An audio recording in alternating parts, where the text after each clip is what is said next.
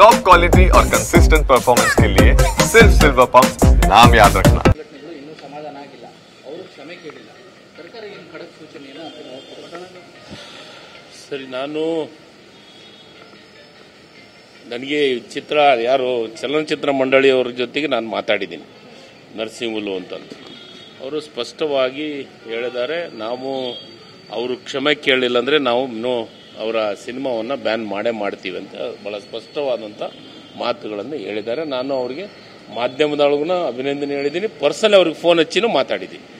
ಹೀಗಾಗಿ ಅವರು ಕ್ಷಮೆ ಕೇಳಲಿಲ್ಲ ಅಂದರೆ ಇದು ಅನಿವಾರ್ಯ, ಮಾಡಲೇಬೇಕಾದಂಥ ಪರಿಸ್ಥಿತಿ ನಿರ್ಮಾಣ ಆಗುತ್ತೆ. ನಾನು ಚಲನಚಿತ್ರ ಮಂಡಳಿಯವರಿಗೂ ಮಾತಾಡಿದ್ದೀನಿ, ಇವತ್ತು ಮುಖ್ಯಮಂತ್ರಿಗಳ ಗಮನಕ್ಕೂ ತರುವಂಥ ಕೆಲಸವನ್ನು ಮಾಡ್ತೀನಿ. ಡಿಸಿಷನ್ ತಗೊಳ್ಳೋದೇನಿದ್ರು ಡಿಸ್ಟ್ರಿಬ್ಯೂಟರ್ಸ್ ಮತ್ತು ವಾಣಿಜ್ಯ ಮಂಡಳಿ. ಸರಿ, ಈಗ ವಾಣಿಜ್ಯ ಮಂಡಳಿಯವರು ನಿರ್ಧಾರ ತಗೊಳ್ಳೋದು, ಸರ್ಕಾರ ನಿರ್ಧಾರ ತಗೊಳ್ಳೋದಲ್ಲ. ಆದರೆ ಸರ್ಕಾರ ಅವರ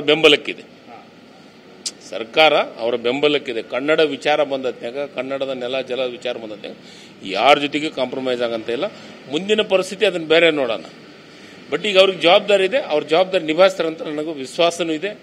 ಭಾಳಷ್ಟು ಚಲನಚಿತ್ರ ನಟರು ಇದಕ್ಕೆ ಬೆಂಬಲವನ್ನು ಕೊಟ್ಟಿದ್ದಾರೆ.